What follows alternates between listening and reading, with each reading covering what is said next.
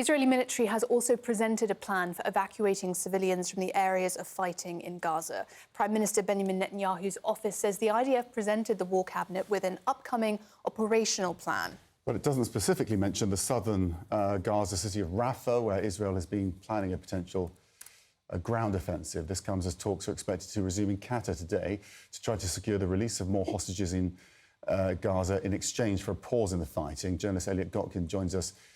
Let's start with those hostage talks then, because you're describing how there does appear still to be some momentum behind them. There does. We had these talks in Paris on Friday and Saturday, and we had Jake Sullivan of the National Security Council coming out afterwards saying that an understanding on the contours of a potential deal had been reached. So now it seems that in Doha, they're going to be trying to deal with the thornier issues to try to deal with those details and come to some kind of compromise. Now, up until these talks, the sticking point, at least so far as Israel was concerned, was Hamas's demands that there be a complete cessation of hostilities and the release of thousands of Palestinian prisoners, demands that Prime Minister Netanyahu described as delusional. So the hope now is that perhaps they are inching towards some kind of compromise, which, as you say, would lead to the freeing of some, but probably not all of those Israeli hostages, more than around about 100 believed to still be alive and being held in captivity in the Gaza Strip after being kidnapped on October the 7th, in exchange for the freeing of Palestinian prisoners and, of course, the all-important humanitarian pause of around about 6 weeks. And, of course, at the same time as that, a surge in humanitarian aid to go where it's desperately needed. In terms of the Palestinian Authority, what's the latest situation there in terms of leadership?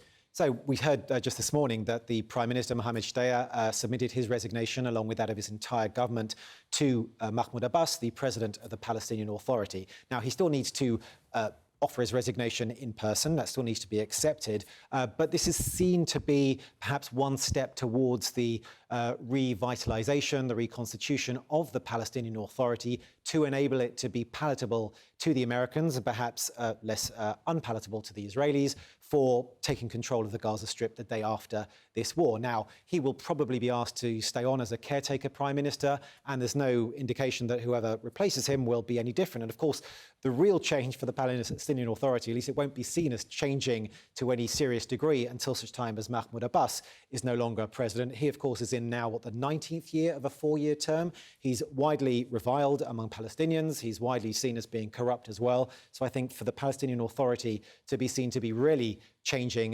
that Mahmoud Abbas would probably be expected to go as well. OK. Elliot, thank you so much. The death toll from this conflict is also rising outside of Gaza. The Palestinian Ministry of Health says more than 400 Palestinians have now been killed in the occupied West Bank and East Jerusalem since October 7th, either by Israeli forces or settlers. That would include 3 Palestinians killed in the Jenin refugee camp this past week, which the IDF confirmed as part of what they described as a counter-terrorism raid. Our Nick Robertson met with the father of slain Palestinian-American teen Tawfiq Abdel Jabbar, who was shot in the West Bank last month. His father says their family is still struggling for answers and trying to bring the person responsible for his son's killing to justice. So this dirt road you see, the one down here? Yeah, this is where Tawfiq was shot at. An American father, Hafiz Abdul Jabbar, showing us his family land, where he says his son was murdered by an Israeli settler in January. He wasn't going to do anything wrong, simply a barbecue, Friday prayer, and come back home. And he's not a terrorist. He's an American Palestinian kid full of life. Wanted to do so much in his life. His son, Tawfiq, was 17 years old, studying towards his dream job, NASA engineer.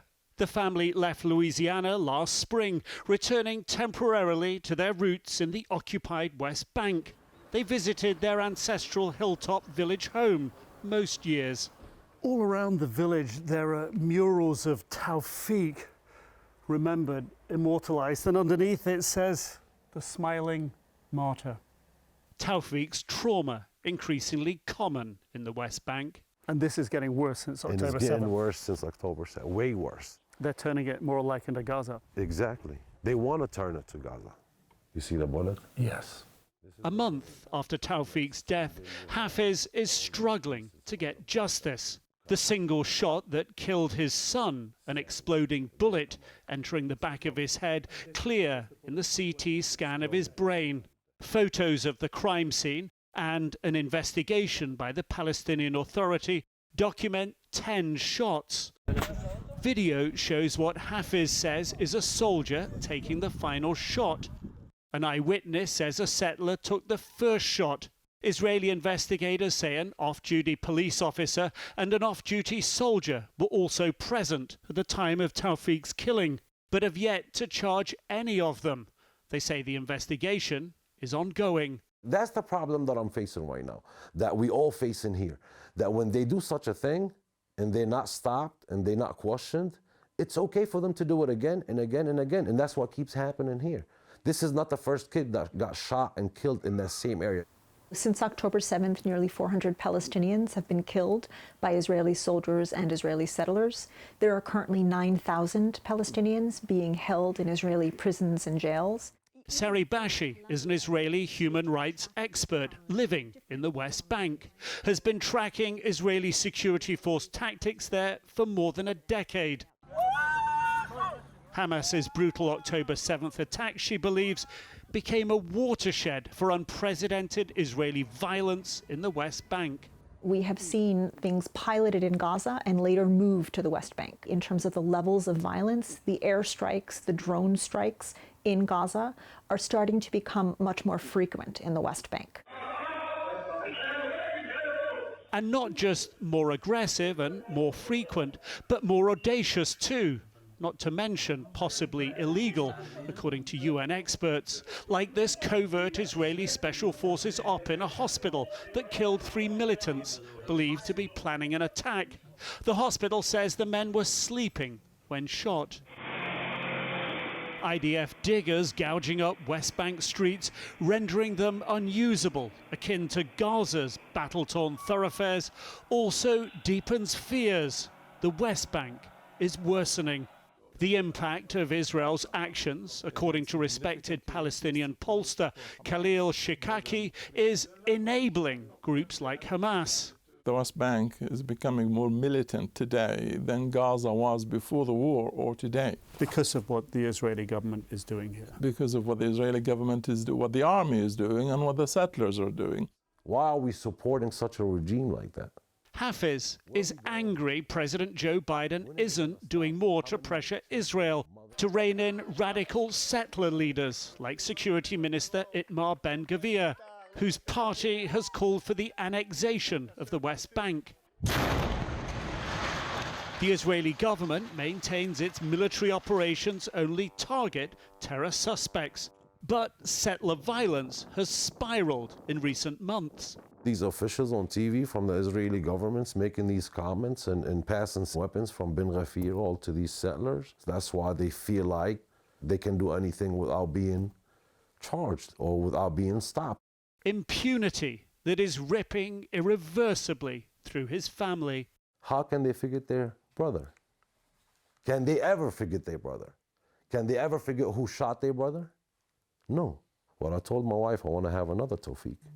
And I want my older son to get married and have another Tawfiq. Across the square from his family home that predates Israel's creation by more than 70 years is the town's cemetery, Tawfiq's, where Tawfiq is buried. Feet from 2 of Hafiz's uncles, whom he says were killed by settlers 36 years ago. That's a message to them, to the Israeli government. We're not going nowhere. Even if you put all of us right here, generations will come and free this country from you guys. Defiance, yes, but beneath it, a father struggling. When do I see him again? When do I see my 17 years old again? When do I get to see him again? That's the minute that right now I think about. I don't think about money, I don't think about businesses anymore, I don't think about anything else other than when do I see my son again? Nick Robertson, CNN, the West Bank.